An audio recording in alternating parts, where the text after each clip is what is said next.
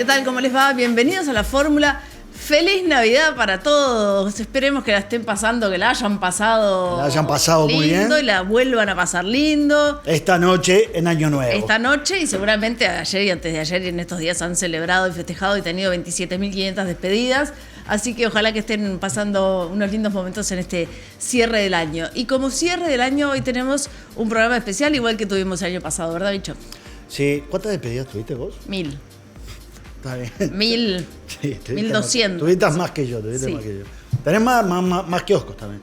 Bueno, claro. Tenés más kioscos. Cuanto más trabajo uno tiene, más despedidas uno tiene. Más kioscos se va haciendo. Bueno, llegamos a fin de año. Fin de año. Finalmente. Llegamos al...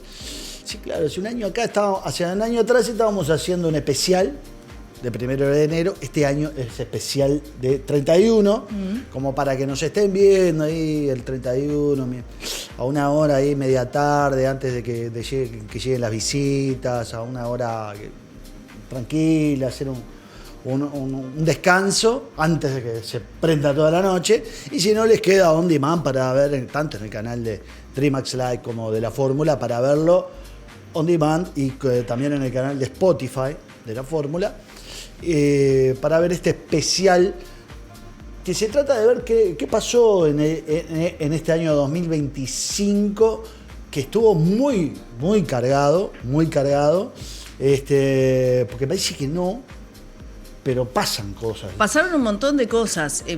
Sí, cuando empezamos a repasar como los hechos más notorios, los que hicieron más ruido, los que generaron más discusión y debate, son un montón. Y hay un montón que quedaron afuera, por supuesto, porque no nos da. O sea, vamos a hacer dos programas, dos resúmenes. Uno Vamos con la primero. primera parte del año y otro con la segunda parte. Pero ya de arranque en el año hubo distintos hechos que hicieron que se hablara, que hubiera mucha discusión y mucho debate. Sí. Igual siempre Uruguay es debate. Bueno, debate nivel nosotros. Nivel Uruguay. Sí, Nivel Uruguay. claro, por supuesto. Hay cosas que se ven acá en Uruguay que nos despiertan alarma a nosotros, pero cuando ves cómo pasan en otros países es totalmente exponencial. Déjame, voto con los ojos cerrados y todas las manos levantadas los debates uruguayos antes que los debates de los vecinos, ¿no? Déjame en el charquito acá tranquilo, con debates chiquitos. Déjame esta calma, ¿no? Sí, totalmente. Esta penillanura tan criticada. Levemente ondulada. Déjamela. Bueno, pero antes de pasar a ver qué pasó en el 2025, porque lo del 2024 ya lo vimos. Ya lo vimos. Ya lo vimos, repasamos todo lo que habían sido las elecciones, repasamos a los personajes. Parece que hubiera sido hace 1000 años y fue solo hace un año las elecciones. Y siempre pensamos también en los personajes y se reiteran, ¿no? Bueno, un poco sí, un poco se reiteran. Un poco los personajes acá se reiteran. Bueno, capaz que en otros países pasa que se reiteran, no hay irrupciones grandes, pero se reiteran. Pero bueno, vamos a estar ahora con estas perlas del año 2025, un primer enfoque sobre estas perlas del año 2025.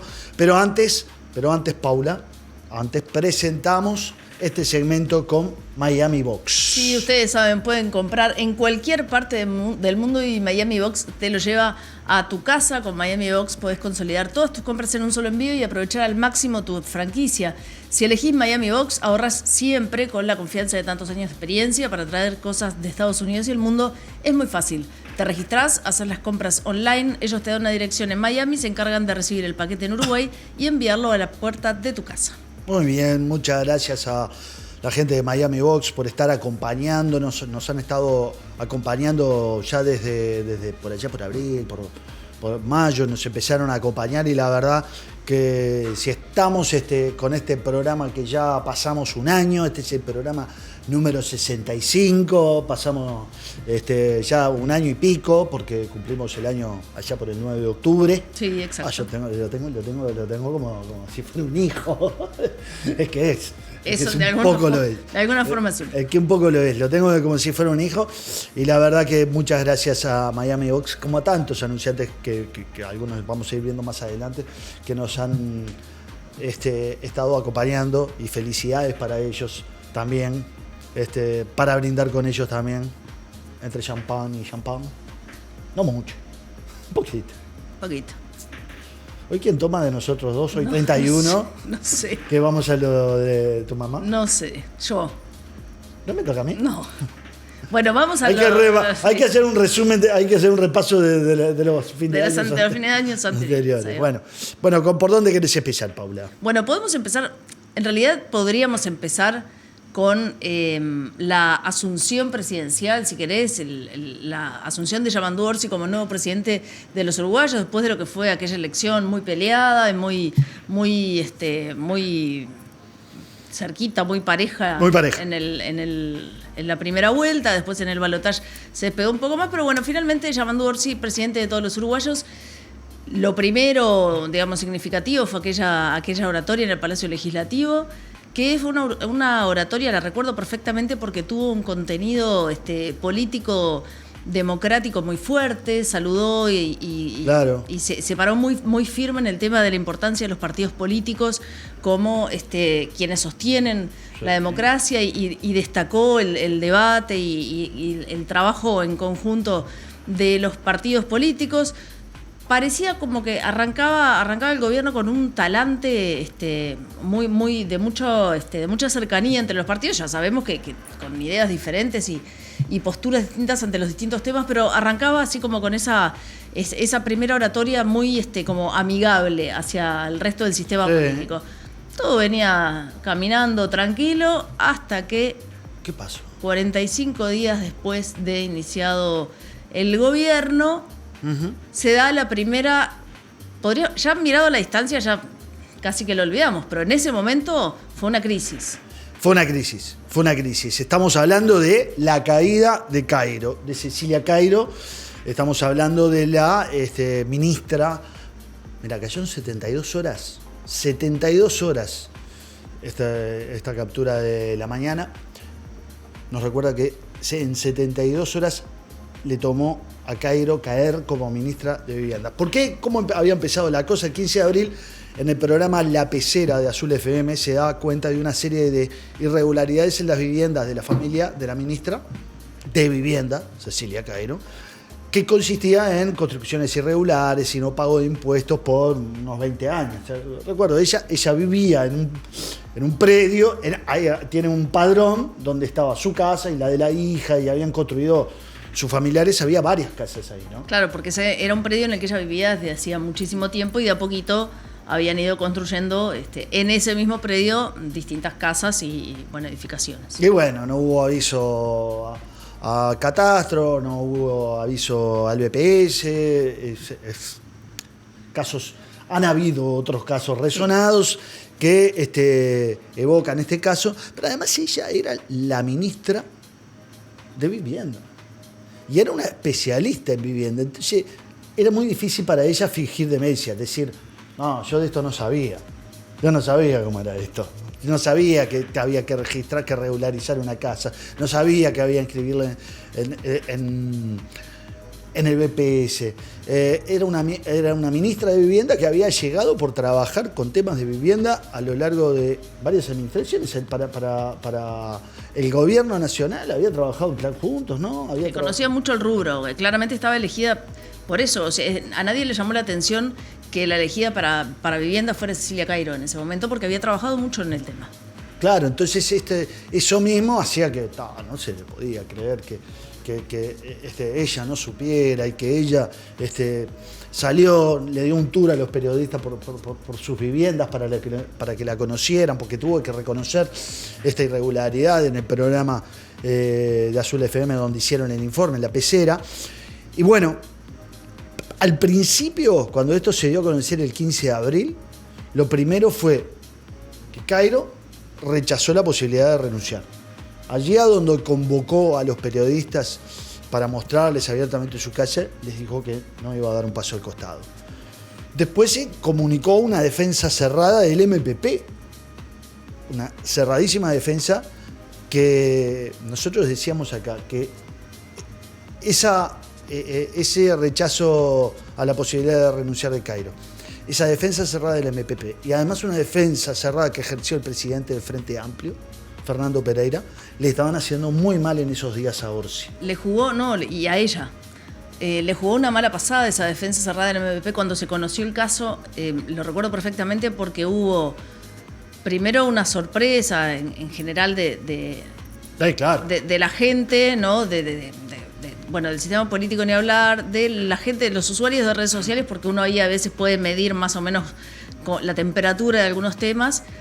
Y estaba el MPP cerrado en su defensa, la defensa de la persona de Cecilia Cairo, que es importante separar los tantos, porque se la defendía mucho como ser humano y nadie tiene por qué dudar de su calidad como ser humano, pero estaba el hecho de que en el lugar en el que estaba ocupando en ese momento, con esta irregularidad, era muy difícil sostenerlo en el cargo, porque era una irregularidad que no se podía decir que se desconocía y que tampoco se podía aludir a la imposibilidad económica, porque en realidad arriba, claro. Porque tenía para atrás años de legisladora, bueno, pero la imposibilidad económica era algo que desde el MPP algunos señalaban. Bueno, después de estas 72 horas de turbulencia en la que en realidad muchos frente amplistas decían esto no es lo que nos representa, no por la persona de Cecilia Cairo, sino por la acción, y el MPP seguía duro en la defensa, finalmente el presidente Orsi termina tomando la decisión de pedirle la renuncia. Sí, el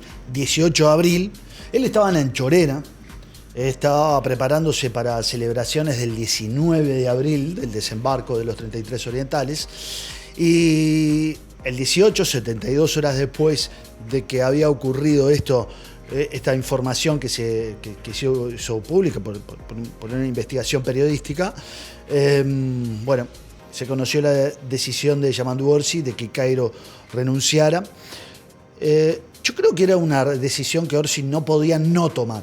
No, le hubiera hecho mucho daño porque recién empezaba su gobierno y le iba a dañar su credibilidad, ni hablar. Y su eslogan de la honestidad y todo eso. Fueron 72 horas muy largas porque estaba frente a la resistencia de Cairo, frente a la resistencia del MPP, de Fernando Pereira, que le estaban haciendo mucho daño a Orsi porque la presión crecía, la presión sobre Orsi estaba creciendo, como vos decís, en redes sociales, por gente que en redes, muy activa en redes, que son de la propia barra, militancia, de la propia militancia, hacía que la presión creciera y pareció muy largo. Después, cuando uno lo mira, lo resolvió antes 72 horas. Ok, no pasó nada. No, fue a la distancia, si lo mirás a la distancia, decís, bueno, se tomó un tiempo para analizar la situación, para ver las opciones que estaban sobre la mesa. Hubo mucha gente, en especial de la oposición, que le decía que no estaba resolviendo, que lo estaba dejando estar el tema. Hoy, mirado a la distancia...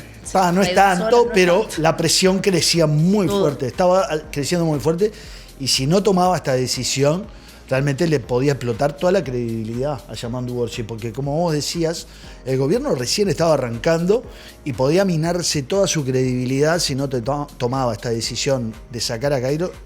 Se le minaba en la primera de cambio, ¿no? Bien, el tema de Cairo, bueno, pasó, ya nadie casi lo recuerda ni lo trae, y está bien que así sea, porque fue un episodio que sucedió, se resolvió como se tenía que resolver. Cairo, como había sido electa por el MPP, volvió a su lugar por el que fue electa por la gente, en la Cámara de Diputados, y allí es donde está trabajando en este momento. Asumió otro grupo en el Ministerio de Vivienda. La vida siguió girando y bueno, el episodio quedó cerrado. Cada tanto alguien se ocupa de recordarlo. Bueno, en este caso nosotros. No, pero también pasó al olvido, Paula. ¿Por qué? Porque ella también pasó bastante a jugar en el anonimato.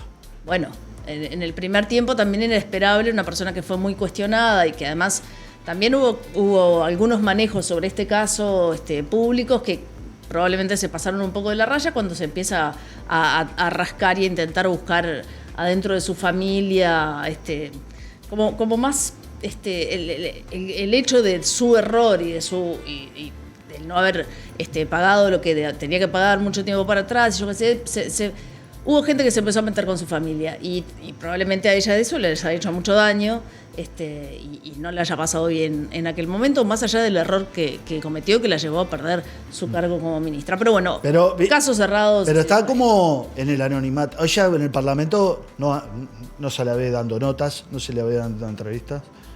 Hemos fracasado en pedir entrevistas. No, supongo que también es un tema de tiempo, ¿no? Hay mucho tiempo. Lo que pasa es que también, el día que se acerquen las elecciones, la oposición va a empezar a traer estas cuentas de atrás. Las va a ir a buscar y las va a traer. Entonces, en el primer acto que se levante y la primera nota que dé acá, está. No hay ninguna novedad porque las cosas que pasan en los periodos de gobierno, que hacen ruido y que no están buenas, se anotan. En la libreta. Y bueno, y después se pasan las cosas. es así. Bueno, pero después esto parece que se resolvió ahí, 18 de abril, decíamos, hasta que llegó el mes de mayo. Ahí con el mes de mayo, lo primero que llegó y tendremos que recordar es el fallecimiento de José Mujica, el líder espiritual del MPP, uno de los grandes líderes de la historia del Frente Amplio, uno de los presidentes que tuvo el Frente Amplio.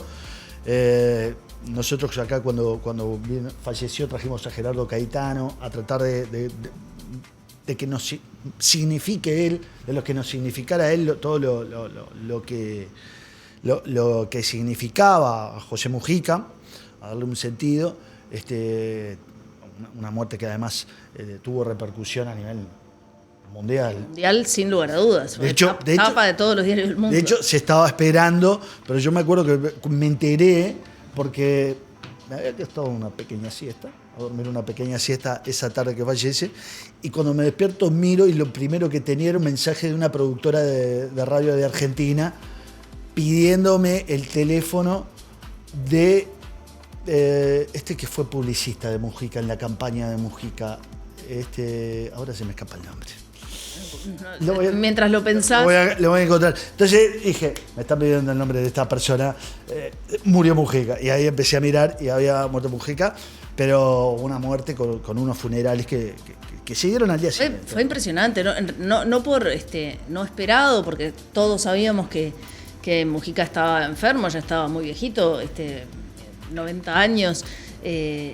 Era inminente, lo sabíamos, pero el hecho de su muerte disparó un montón de cosas. Primero, mucha congoja por parte de quienes lo siguieron toda la vida, porque Mujica, como vos decís al principio, ha significado mucho para el MPP puntualmente, más allá de la presidencia, de sus 5 años como presidente, que hay quienes los valoran bien y otros no tanto dentro del Frente Amplio. Sí. Ha tenido luces y sombras esa presidencia, pero es un hombre que ha generado en mucha gente mucho interés y mucha credibilidad y sensibilidad. Tenía una personalidad muy particular.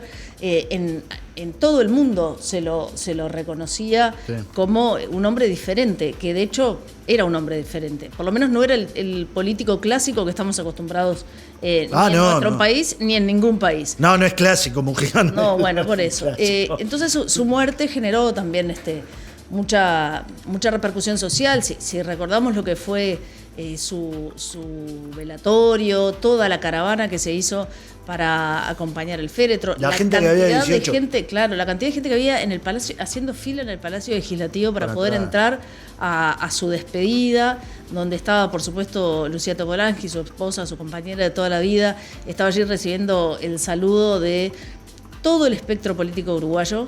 No sé si faltó alguien, representante de algún partido, mandatarios del exterior. O sea, fue un hecho político significativo en nuestro país, que además tuvo otro hecho político que vamos a comentar dentro de un rato, pero que dejó al MPP completamente huérfano de líder. Después el MPP se rearma y tiene una vida propia. Claro, exacto, pero el líder indiscutido del MPP históricamente es José Mujica, y con su muerte se genera como esa sensación de bueno, ¿y ahora? ¿No? Que queda el MPP sin un líder claro, que bueno, algunos lo verán a Orsi, otros lo verán al Pacha Sánchez, otros verán a Lucía Topolansky.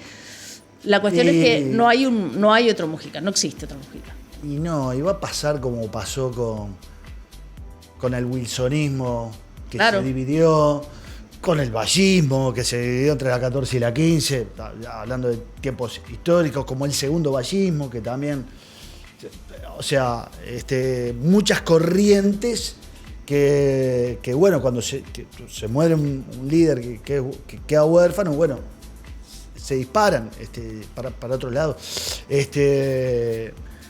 Yo me acuerdo que estaban 18 de julio, porque la Radio Universal, donde trabajo, que ahí estaba llegando yo a la radio y ya estaba pasando el cortejo.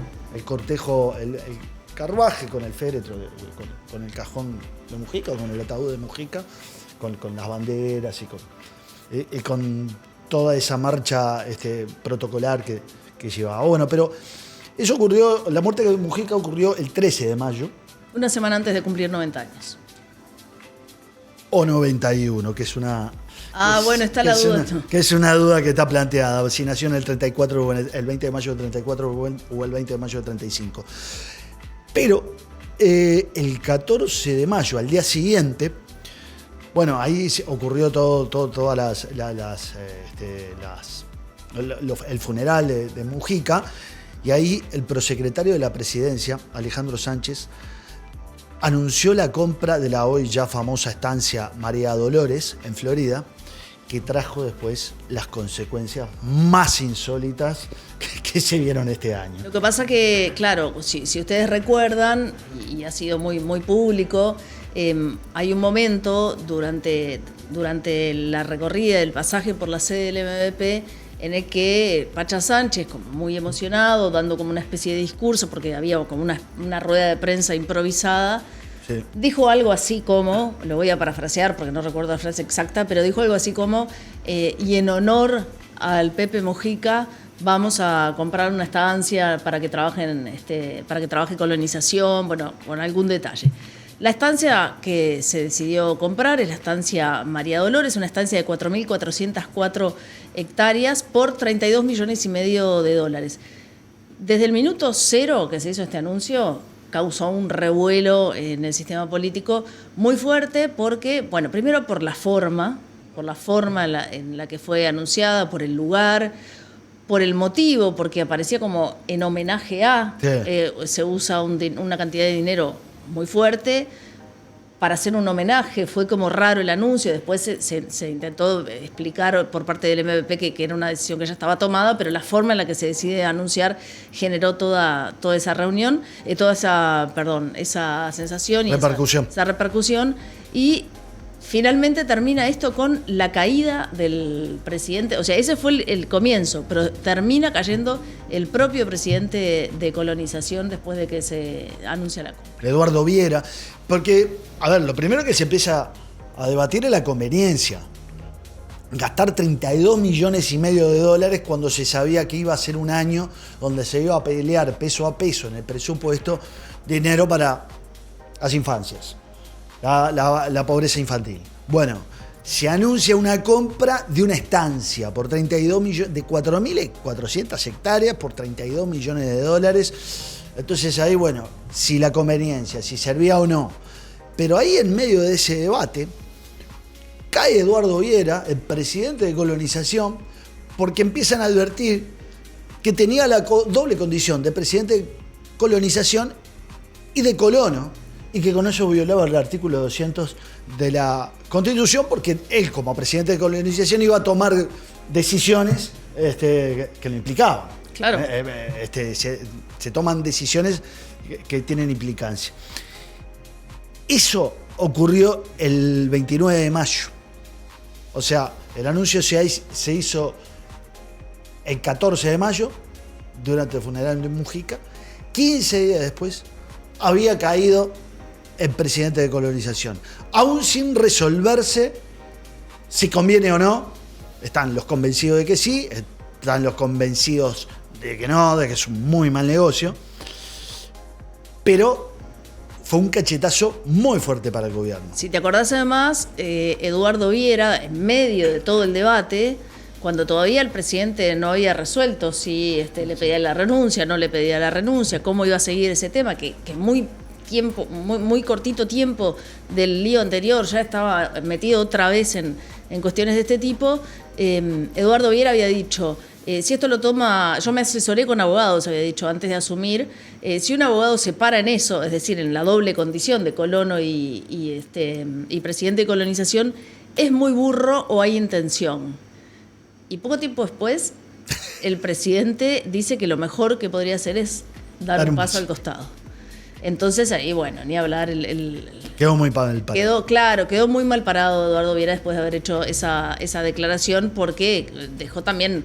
era como una presión sobre el presidente que bueno, finalmente no surtió efecto porque dejó de ser el presidente de colonización por pedido del presidente. Pero esto igual generó otra repercusión, que fue la interpelación que se hace al ministro de Ganadería, Alfredo Frati, por este tema, por la compra de la estancia. Claro, porque Sebastián da Silva, el senador Sebastián da Silva del Partido Nacional, salió desde el primer momento a cuestionar por sus conocimientos de campos, de negocios agropecuarios, y dijo, esto es un disparate, dijo, esta compra es un disparate. Después lo acompañó otros senadores y conocedores del mundo agropecuario, como Pedro Bordaberry, lo acompañó mucho en el tema de la interpelación al ministro de Ganadería y Agricultura, Alfredo Frati, porque no se conformaban con la caída de Viera. Querían la caída de Frati porque estaban muy enojados y muy convencidos de que la decisión que se había tomado de comprar esta estancia enorme para meter 20 tamberos o alguna cosa así, era un disparate. Entonces, llegamos al día de la interpelación, que fue el 13 de agosto, Paula, y tuvo un final horrible, inesperado. Paupérrimo, calamitoso, bochornoso. ¿Qué más se le puede decir? Hay tantos adjetivos. Fue una sorpresa total. Lo que pasó fue una interpretación, como casi todas, larguísima. Dura, 13 horas duró. Muy dura, muy arriba los ánimos, ¿no? Por momentos muy caliente en la Cámara de Senadores. El ministro de Temu le decía así, unas chicanas. No, fue muy peleada la interpelación, y en un momento, para los que la estaban siguiendo, otros se enteraron por Twitter, por ejemplo, pero quienes la estaban siguiendo, se empezó a escuchar un ruido extraño, timbre, y se corta la transmisión que el Palacio Legislativo hace de todas las sesiones, también de las interpelaciones. ¿Vos estabas escuchando en ese momento? Yo estaba... Ella es muy seguidora de las interpelaciones. No es un gusto que yo tenga seguir sesiones del Parlamento. A Paula le encanta seguir las sesiones del Parlamento y las interpelaciones. Debe ser de los pocos viewers que tiene ahí. No somos pocos los que ¿Cuántos son? Somos unos cuantos miles los viewers de interpelaciones. Mirá. Bueno, en un momento se levanta la sesión, no recuerdo si se finaliza la sesión o se suspende la sesión. Se suspende la sesión. La suspende Sabini. Sabini, que era el presidente de la Cámara, Sebastián Sabini, inmediatamente otros parlamentarios empiezan a escribir en sus cuentas de Twitter: se suspendió la sesión por esto que vamos a ver ahora. Pero además, señor presidente, de ser parte de la mayor estafa a los uruguayos que ha dado este país, como es Conexión Ganadera, eso no se lo permito. Anótese y me contesta. Y ese dedo a mí no me lo pone. Vaya y se anota. Anótese. Váyase. Es un atrevido. Vamos a suspender, bueno. Vamos a suspender la sesión. Bueno, ahí es poco perceptible, pero, y para quienes lo estaba viendo ahí, capaz que vos lo estabas viendo, no podías darte cuenta de qué había pasado, pero obviamente ahí es donde fue el puto de mierda que le dijo Sebastián da Silva, enojado porque Nicolás Viera, el senador del MPP de Colonia, lo estaba vinculando a Conexión Ganadera, la estafa de Conexión Ganadera. Ya venía de atrás un poco parado a un par de bancas de distancia. Sebastián da Silva lo venía, estaba parado, estaba regulándolo un poquito, viéndolo, y cuando salta esto, ahí cuando le dice ese dedo no me lo pone, es que le hace la mala seña. La mala seña, como decimos, da Silva a Nicolás Viera, y después termina con ese puto de mierda que desbarranca totalmente la interpelación. Completamente inesperado, por supuesto, porque o sea, el nivel se levanta en las sesiones hasta un punto. Hay líneas como que no se cruzan, no suelen cruzarse. Creo que la última vez que habíamos escuchado algo parecido en una cámara había sido en la pelea, lo que terminó en una pelea con Juan José Domínguez del Frente Amplio y el exdiputado, la calle Pou, en ese momento la calle Pou. Oligarca Puto fue cuando le dijo Oligarca Puto Juan José Domínguez, diputado del MPP, a la calle Pou. La calle Pou se levanta como para aproximarse a pelear.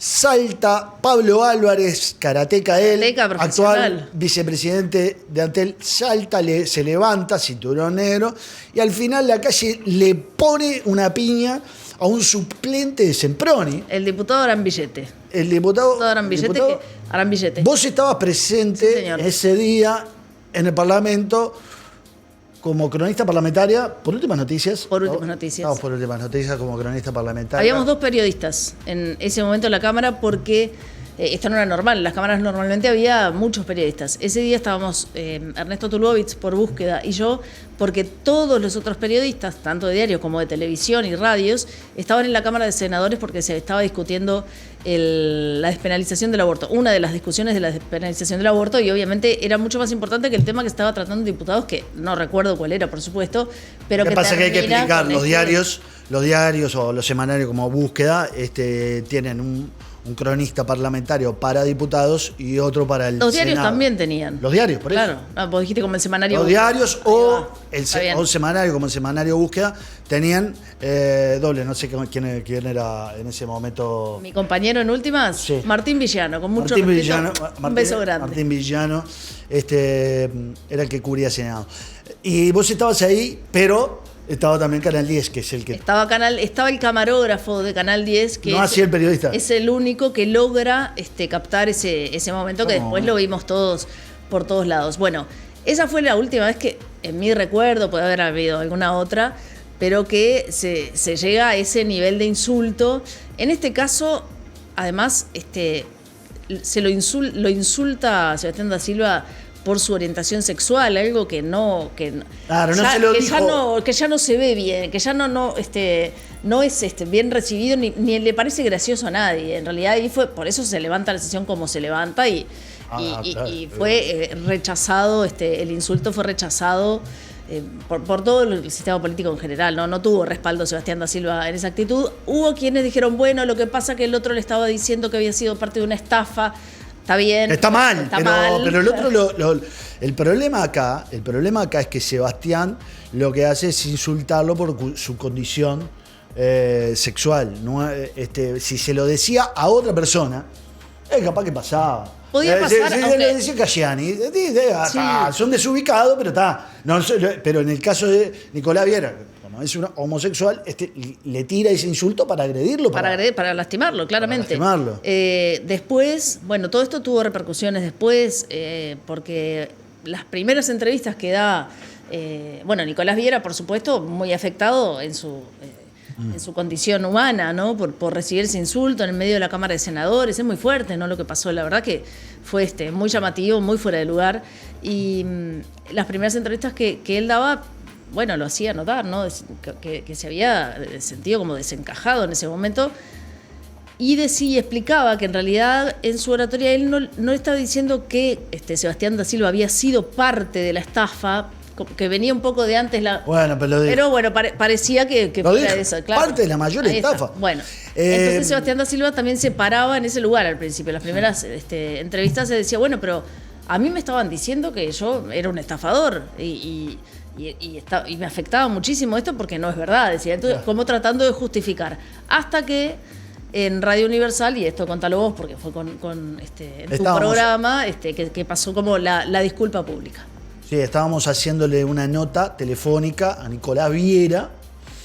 Estábamos, y con los compañeros que estábamos ahí en el programa, en Punto de Encuentro, con Victoria Rodríguez y Juan Miguel Carsolio, y en un momento Victoria me muestra su celular, la pantalla del celular, y era un mensaje de Sebastián da Silva pidiendo para salir al aire, para pedirle disculpas. Entonces tuve que salir yo, llamarlo, salir a la cabina, llamarlo a Sebastián, dejarlo en contacto, porque él pidió para llamar para pedir disculpas. Disculpas que terminó aceptando Viera. Después, tampoco es que nunca quedó del todo conforme Nicolás Viera, las terminó aceptando las disculpas, pero bueno. Y bueno, nadie quedó diciendo, nadie bueno, voy a queda ver qué conforme. hacemos. Había se estaba analizando en un momento en el Frente Amplio un recurso para una especie de sanción en el Senado al legislador. Para aplicar el artículo 115. 115, que significaba una sanción al legislador. Sí, se manejó, hubo algunos legisladores que manejaron esa posibilidad, pero finalmente, Pero finalmente la desestimaron después de la disculpa. Bueno, se bajaron las aguas y quedó todo. Después de la disculpa todo pública, claro, sirvió, chau, había un arrepentimiento además de Sebastián da Silva, también alegado después Sebastián da Silva que se había enterado que había tenido una repercusión en la pareja. En la pareja y en la familia. En la pareja y en la familia de Nicolás Viera. Y bueno, por suerte al final todo se aquietó. Y bueno, ahora lo que queda de María Dolores es ver si eso resulta finalmente, una buena claro, inversión o no, o es un derroche de 32,5 millones de dólares. Discusión que todavía estará arriba de la mesa. Estaba recontra abierta y solo el tiempo dirá si finalmente fue una buena o una mala inversión. Vamos a seguir porque hay un montón de cosas que pasaron hasta la mitad de este año, pero antes, Bicho, ¿tenés alguna cosa para recomendarnos? Sí, queremos comentarles que el bus turístico de Montevideo no es exclusivamente para extranjeros. Cucha invita a todos los uruguayos a subirse al bus turístico y hasta pueden hacerlo con la STM, Sistema de Transporte Metropolitano, ¿no? Significa. Prepárate para descubrir los lugares más atractivos de esta fascinante ciudad, desde buses 100% eléctricos, respetuosos con el medio ambiente. El único bus para recorrer la ciudad subiendo y bajando todas las veces que desees. Por ejemplo, llegás al Palacio Legislativo, te querés bajar. Te bajás, el ómnibus se va y esperas que venga el otro, el que viene atrás, y vos te subís en el otro, o en el Estadio Centenario, o en el Prado, o en la Rambla. La verdad que tiene recorridos que está bastante bueno, incluso con audioguías para conocer mejor la ciudad en que vivimos. En el Zócalo ahí podés conectarte con el código QRS, le pones el celular, lo escaneas, pum, se te abre y ahí te dice, mira Paula, bus turístico Montevideo, hop on, hop off. Bueno, después que ustedes se van conectando y todo eso, nosotros les seguimos hablando de lo que pasó, de los hechos significativos que pasaron en esta primera mitad del año 2025, y vamos a hablar un poco de la coalición, porque tuvo buenas y no tan buenas. La coalición funcionando como tal, con una baja, que fue la de Cabildo Abierto, que ya estaba anunciada largamente por Guido Manini Ríos. Antes de las elecciones dijo, yo en la oposición no soy coalición, y efectivamente fue lo que terminó pasando durante todo el año, con diferencias fuertes de Cabildo Abierto con el resto de los partidos de la coalición, pero eso ya vamos a estar hablando. Vamos a ver lo que pasó en las elecciones departamentales de mayo, porque después de la presidencia y de todas estas cuestiones había unas elecciones, ¿no? Se elegían los intendentes de todos los departamentos. Estaba pendiente todavía dos cosas: la autocrítica del Partido Nacional, que terminó sucediendo bastante más acá en el tiempo. A lo largo del año. A lo largo del año, y está con esas visitas a los departamentos, y estaba pendiente la Convención Nacional que iba a elegir presidente del directorio del Partido Nacional, que también tuvo sus momentos de tensión. Sí, álgidos. Pero empecemos con el tema de las elecciones departamentales. En Salto, por ejemplo, donde 5 años antes el Frente Amplio había ganado la intendencia, Andrés Lima, por las diferencias que habían tenido públicamente los integrantes del Partido Nacional, el Partido Colorado, también los cabildantes. Bueno, después la coalición se unió y respaldaron al Bisu en las elecciones. Finalmente el Bisu termina saliendo intendente de Salto, y el Frente Amplio pierde una de sus intendencias que había logrado sostener un poco en el tiempo. Sí, además es el primer triunfo de la coalición republicana como tal, como lema. Claro. No existía como lema, se formó para competir en algunas intendencias. Es la única que tiene resultado positivo, es en Salto, es la única que gana, porque en Montevideo obviamente no, en Calderón no ganó. Y en otros departamentos no se formó. Esa fue, digamos, la parte positiva para la coalición. Pero después en otros dos departamentos que perdieron los blancos, eran intendencias blancas como Río Negro y La Valleja, las diferencias internas entre blancos, colorados y cabildantes, y en algunas sobre todo entre blancos, hicieron que no se juntaran, que no se reunieran, y el Frente Amplio les ganó de una forma que es contrafáctica, no lo sabremos nunca, pero de una forma les ganó que quizás si blancos, colorados y cabildantes e independientes hubiesen estado unidos en lo departamental, tanto en La Valleja como en Río Negro, tal vez hubiesen ganado, o por lo menos no se lo hubiesen dejado tan en bandeja al Frente Amplio. Y bueno, de hecho, estos errores, o no son errores, son producto de las consecuencias de los enfrentamientos internos, que son errores o no, lleva al Frente Amplio a pasar de 3 intendencias que tenía a 4, porque pierde una y gana 2. O sea, gana Montevideo, tenía Montevideo, Canelones y Salto, y pasa a tener Montevideo, Canelones, La Valleja y Río Negro. Pero a la coalición le deja una enseñanza de que quizás juntos, como lema, pueden tener un resultado electoral distinto. Eso dejó esa enseñanza y también dejó para la interna de la coalición una postura muy firme del senador Pedro Bordaberry, que en una de sus columnas en el diario El País escribió coalición para todos o para ninguno, hablando de las elecciones departamentales del 2030. Ahí, porque había mucha molestia en el Partido Colorado, porque decían, nos piden los votos, pero no quieren formar coalición, piden que los apoyemos, que apoyemos al candidato blanco a la intendencia, pero no quieren ir en coalición, entonces terminan dejando afuera al Partido Colorado. Entonces Pedro Bordaberry dijo, bueno, perfecto, las elecciones 2030 o vamos todos en coalición en todos los departamentos o no vamos en ninguno. El tiempo dirá, todavía no se sabe ni siquiera si va a haber coalición a nivel presidencial. Claro, porque Pedro Bordaberry no está convencido de que tenga que haber coalición a nivel nacional. Cuando estuvo acá nos explicaba esa postura. Estuvo allá, la primera parte del año estuvo. Sí, hace tiempo. Estuvo en la primera parte, parecía una vida.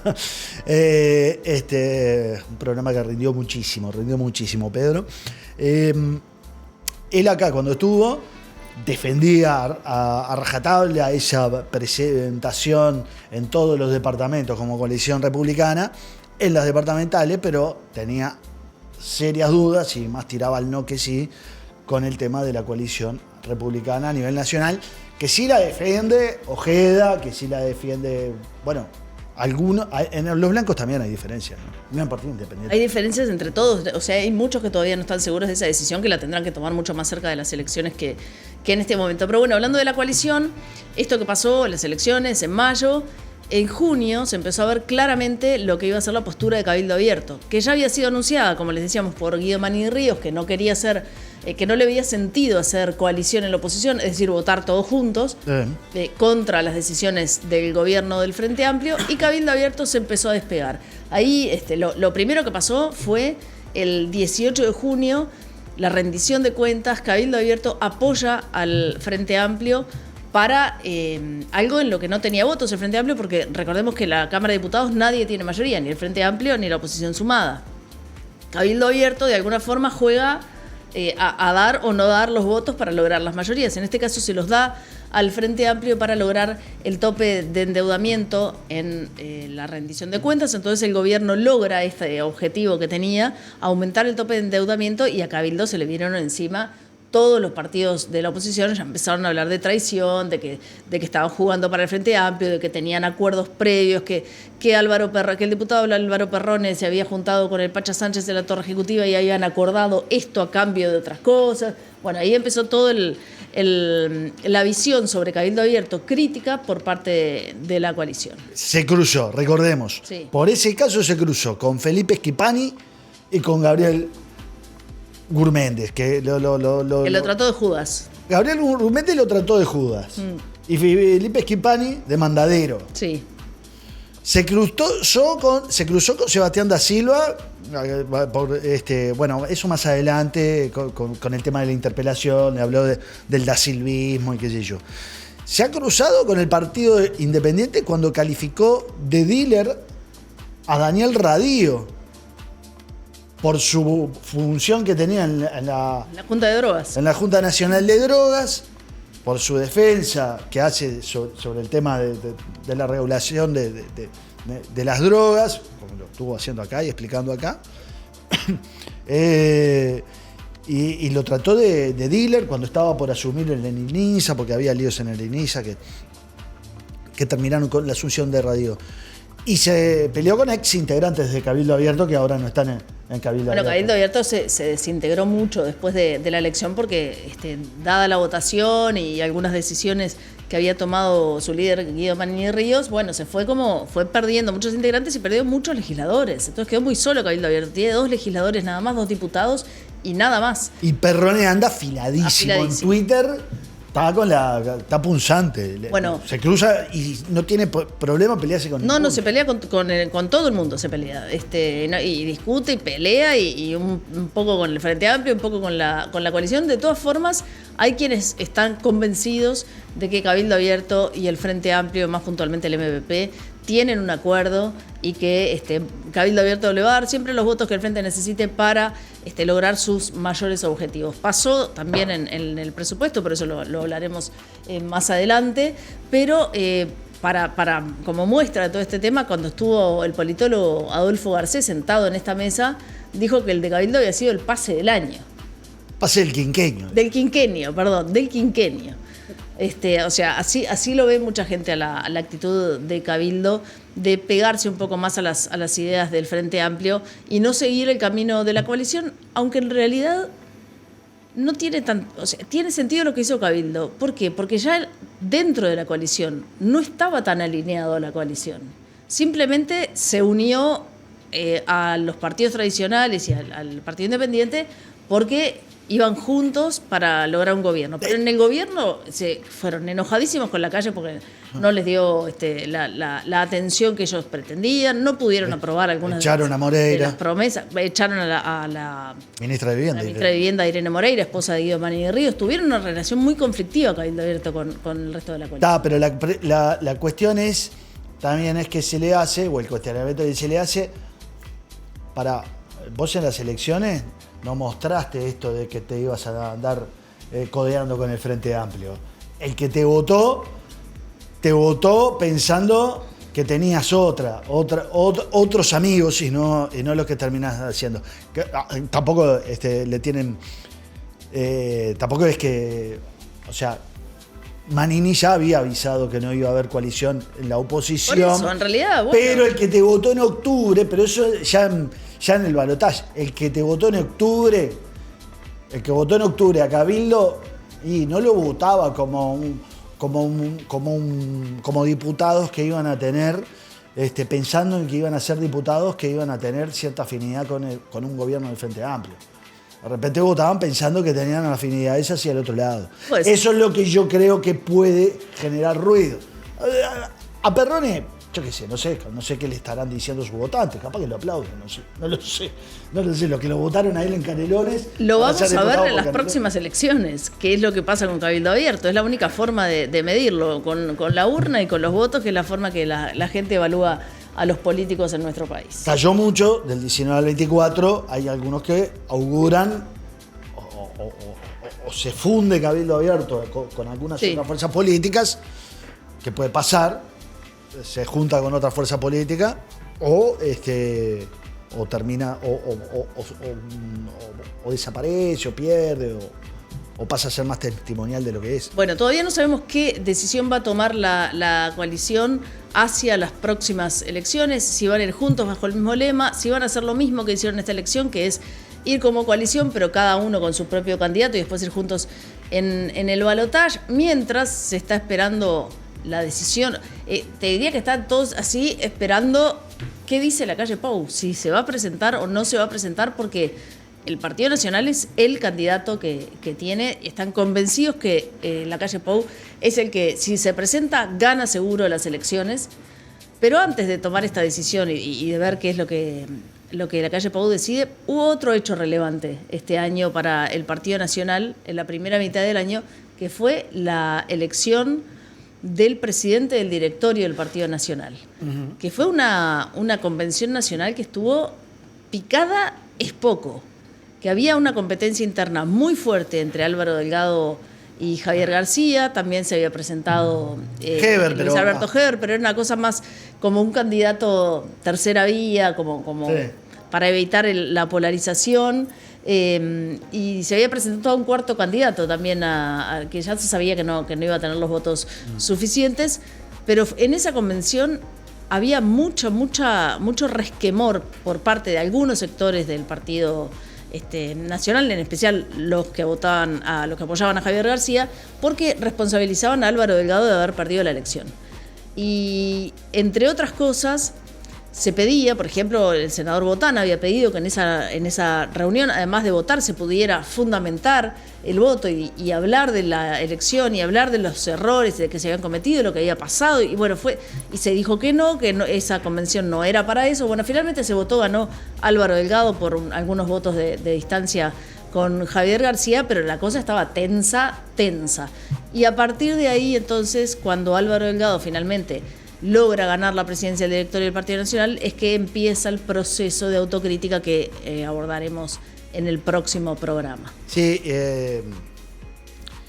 además me quedé pensando en un pensamiento que se me cruzó, ¿sí? Entró y salió. ¿Y se te olvidó? Y se me venció el... No, bueno, igual... No, que vino después... Volvió. Además, volvió. Quedó bollando ahí, volvió. Vino además en determinado momento la crítica a Álvaro Delgado por su doble condición de presidente del directorio del Partido Nacional y de senador, y lo forzaron a dejar la banca al Senado, cosa que Álvaro Delgado no quería de ninguna manera, y lo forzaron a dejar la banca. Bueno, lo que pasa es que algo que había estado sobre la mesa había sido: el presidente del directorio del Partido Nacional se tiene que dedicar full time al Partido Nacional. Si vos tenés tu banca, no podés dedicarte full time al Partido Nacional. Bueno, en otras épocas sí lo han hecho y se han dedicado. Pero no era lo que había estado planteado en esta elección. En esta estaba planteado otro. Y lo forzaron a Delgado y lo hicieron dejar su banca. Y vos decías aquel... ¿por qué conectamos la candidatura de la calle Pou en 2029 con la elección de Álvaro Delgado como presidente del directorio? Porque el mismo día que lo eligen, la calle Pou habla del 29.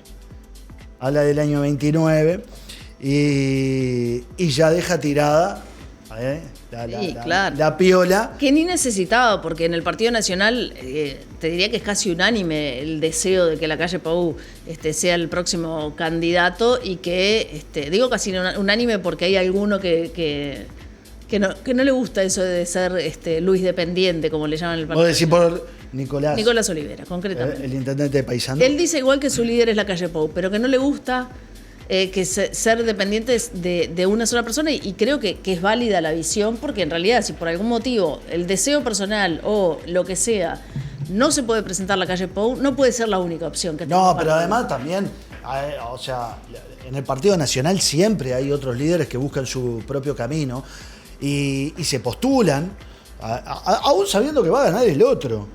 Pero son postulaciones primero... Y bueno, buscan una banca en el Senado. Postulaciones senatoriales. Muchos son... A lo largo de la historia ha habido muchos movimientos formados por intendentes que ya están en su segunda mandato y no pueden renovar. Entonces se tienen que tirar al Senado. Entonces así nació, por ejemplo, Nueva Fuerza Nacional, que la terminó liderando Larrañaga tras el fallecimiento de Domingo Burgueño, intendente de Maldonado en ese entonces, hablo de mediados de los 90, y el Bolita Leis, que era intendente de La Valleja. Habían conformado junto a Larrañaga, que era bastante más joven, que era intendente de Paysandú, pero todos estaban saliendo de su elección. Y en el 2019 también hubo un movimiento de intendentes, entre ellos uno de los que estaba ahí porque estaba saliendo, era de la intendencia, era Botana. Entonces cada tanto hay movimientos de intendentes que ya pasaron por una segunda intendencia y no les queda otra, pero son jóvenes además, como lo es Nicolás Olivera, porque es un dirigente joven. Y entonces dice, bueno, yo voy para el Senado y me voy a postular y mira si justo no gano en esta, pero la próxima estoy también. Ahí está. Bueno, decíamos que la calle Pou había sembrado el deseo o, bueno, la idea de que iba a volver a ser presidente. Ahí dijo dos cosas con el 29. Que los convencionales no se olvidaran del 29 por el día siguiente. Es decir, no se peleen, muchachos, porque mañana, que es 29, hay que ir todos juntos, hay que seguir trabajando juntos. Y el 29 por la elección. Entonces, lo que vamos a hacer ahora, te propongo, bicho. A ver, dale. Es una cosa que hacemos en general los periodistas, especulando, ¿Qué hacemos los periodistas? sin ninguna información. Decimos la verdad. Sin ninguna información, pero con el olfato. Esto va a quedar grabado, nos puede salir horrible porque todo lo que apostemos quizás no sale de esa manera, pero las fórmulas presidenciales 2029. ¿Vos qué decís? Primero, ¿va a haber coalición bajo lema o va a haber coalición como pasó en esta elección? Yo creo que va a haber coalición bajo lema. Yo no. Vos no. No. Ahí ya partimos de un...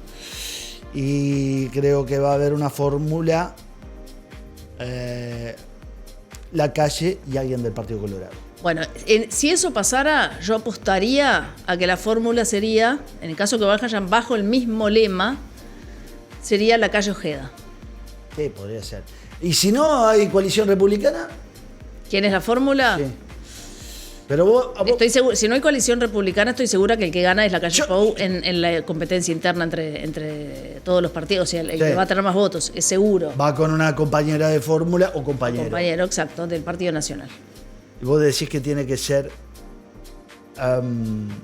paritaria esa fórmula o ya no necesitaría... El Partido Nacional... O ya el Partido Nacional no necesitaría dar esas muestras. El Partido Nacional no tiene, como sí tiene el Frente Amplio, la decisión de que la fórmula necesariamente tiene que ser paritaria. No, pero hace 2 elecciones que vienen. Hace 2 elecciones que lo hace de hecho, pero no lo plantea como algo que sí o sí tiene que funcionar de esa manera. Yo creo que La Calle en su cabecita lo está pensando. Y seguramente lo debe estar pensando. También te digo una cosa. Yo digo que creo que va a haber coalición como lema porque va a depender de lo que opine La Calle Pou. También. Y va a depender de lo que opine La Calle Pou mucho, o sea, va a tener un peso muy grande su decisión, porque capaz que dice, y si no hay coalición, estoy mucho más condenado a marchar y, loco, ayúdenme, vamos. Yo lo veo, coincido que puede pasar eso, pero también veo otra posibilidad, que es, en la coalición hay mucha confianza en que si La Calle Pou es el candidato, Sí. sea como, bajo la fórmula del lema o sea como fue la anterior, tiene muchas chances de ganar. Sí, pero tiene mucho para perder. Bueno, puede ser. Pero y falta convencimiento de muchos integrantes de la coalición de que el ir bajo un mismo lema no desdibuja a los partidos tradicionales. Sí, sí. Nos tenemos que ir. La Frente Amplio. La fórmula del Frente Amplio lo dejamos para la próxima. Para el programa que viene. Antes de irnos, en INCO transforman la vida digital de las empresas con soluciones tecnológicas que ofrecen migración a la nube, ciberseguridad, automatización de procesos y crecimiento. INCO Soluciones es una empresa con más de 45 años en el sector de las tecnologías de la información, con presencia regional en Uruguay, Paraguay, México, Argentina y Chile. Te asesoran para mejorar los servicios y gestión de tu empresa junto a sus socios estratégicos como IBM, AWS, Atlassian, Lenovo y más. Ingresá a incosoluciones.com y descubrí cómo juntos pueden impulsar tu negocio hacia el futuro. ¡Feliz año, Paula! ¡Feliz año para todos! Nos vemos la semana que viene. El año que viene.